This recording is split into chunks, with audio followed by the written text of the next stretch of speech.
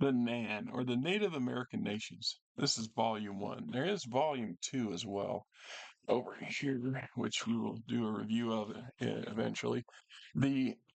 If you play Shadowrun and you start in the Seattle sourcebook, Seattle is a nation, for all intents and purposes, a city-state, and it's surrounded by the NAN, or the Native American Nations, on 3 sides. I forget where the 4th one is, but and it might be on the 4th side too. Anyway, so when the breakup of the continental United States, or the United States broke up into some smaller units, and some other significant changes take place in the geopolitical layout of the world. One of those was that a lot of the Northwest and Western nations, or states, and part of Canada, and western part of Canada, is ceded over to the control of the Native Americans, who have a deep, long, historic ties to these property, to these land. And so, to give us a bit of an overview, they created Volume 1 and Volume 2. So when we look at Native Americans, this one here was produced, well, I don't see a date on there. Gotta be a date in there somewhere. What year was it? 89, 90, something like that. 91. So this was the copyright. It was produced in 1991. And we have the Peacekeeper prologue, the introduction, game mastering. Oh, you just, now she wants to be in my face. The adventures and picking up the pieces. So it starts out with a series of a pretty decent sized adventure. So first half is about this adventure, kind of introducing you to the nations and to life and how things operate in there.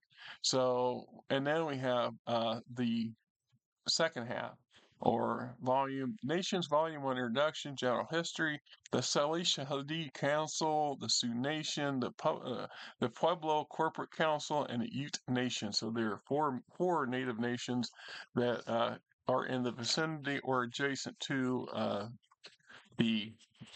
Damn it! I can't deal with this. No, you can't. I'm sorry, but no, come on. Go over here. I can't have you just literally in front of my. Go on, get over there. I love you too, but for the love of God, you'll go on for an hour doing that. You're literally in the middle of the damn thing. Can't have it. So anyway, you get this pretty extensive series of adventures that are interlinked, and it takes you through some of the various nations and how to get in and how to get out, dealing with the local customs. Say putting on the reds, on the border, Thunder Road, the Wild Wild West, the Stranger, the Chase, Kokomo, Rearview Mirror, Highway to Hell, Crossfire, Heartbreak Hotel, The Straight Shooter, My Hometown, Hysteria, picking up the pieces. So bringing it all together and figuring it out. The gist, though, is to give us this kind of a walkthrough of these nation states, and to give us a taste of that. If you're going to operate in and out of Seattle, you're going to be encountering some of these nation states more often than not.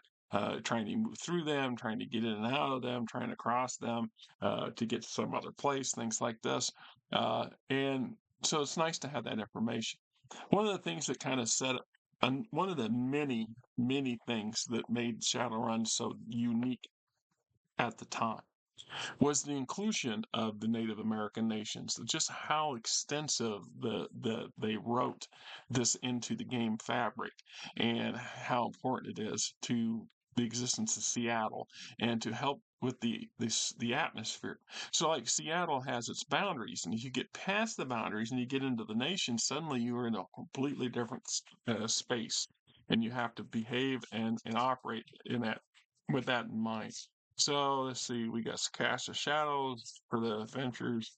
Man, All right, so we have the players' handouts, i.e., the pseudo newspapers, right?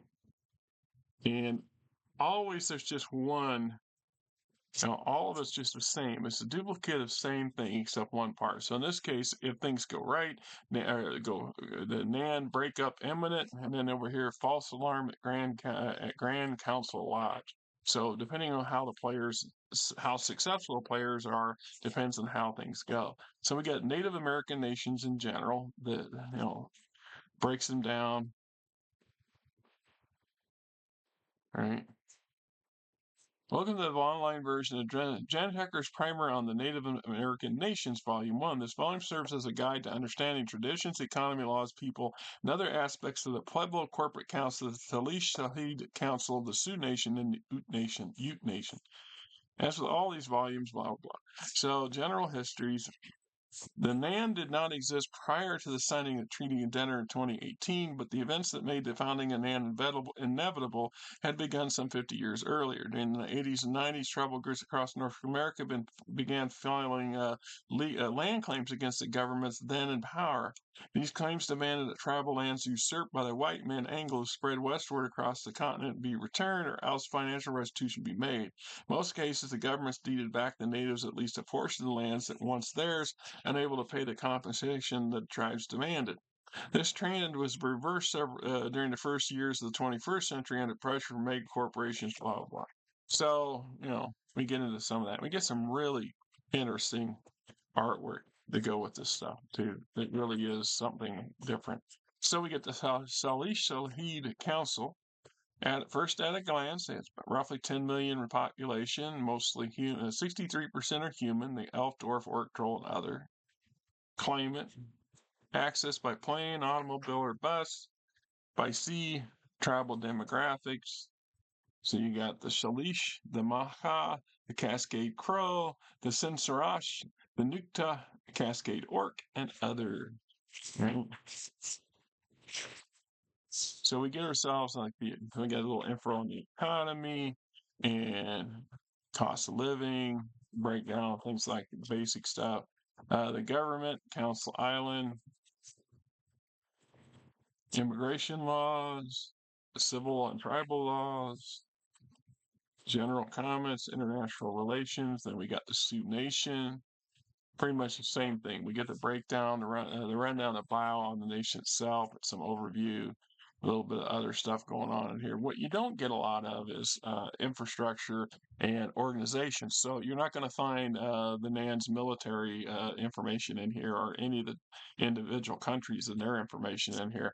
And I think that because it comes up in a different source book at a later date, but don't quote me on that. I mean, there are some glaring things that are missing as far as I'm concerned, but is the way it goes. Ute Nation, right? Ute Nation operates basically agrarian economy supported by manufacturing. Nation also boasts a small but rapidly growing tertiary industry centered around Brigham Young University, or BYU. The nation has strictly enforced stringent laws concerning waste emissions, right, and so on and so forth. So Las Vegas entry on Vegas. Another thing that was a big part of the Ute economy is tourism. This comes off as a theme amongst most of the native nations. The NAN is most of them are agrarian, an agrarian society in general, and not have they don't have a heavy industry. They don't have a heavy tech base, which can be a downside if you're an entity of a government nature, right? They got Vegas, the crime, the region, getting around, getting in. And Vegas is served primarily by the McCarran International Airport, located in the south of the city proper. Expansion 2036 gave multi-runway facility, domestic, international, and suborbital capability. Regularly scheduled transcontinental flights are available to accommodate the international character of the city. Right. So this is, like I said, part one of the Native American nations. There's not as much as I would like to be. When I looked at these, it's like they give us an overview of these four nations, but they don't give us any real depth to it. There's no real meat to them. It would have been different if the whole book was devoted to these nation states and not the first almost, 60% of it to these linked adventures. There's nothing wrong with the adventures. I'm just saying that it would have been a little better, a little nicer. Anyway, I'm Rick.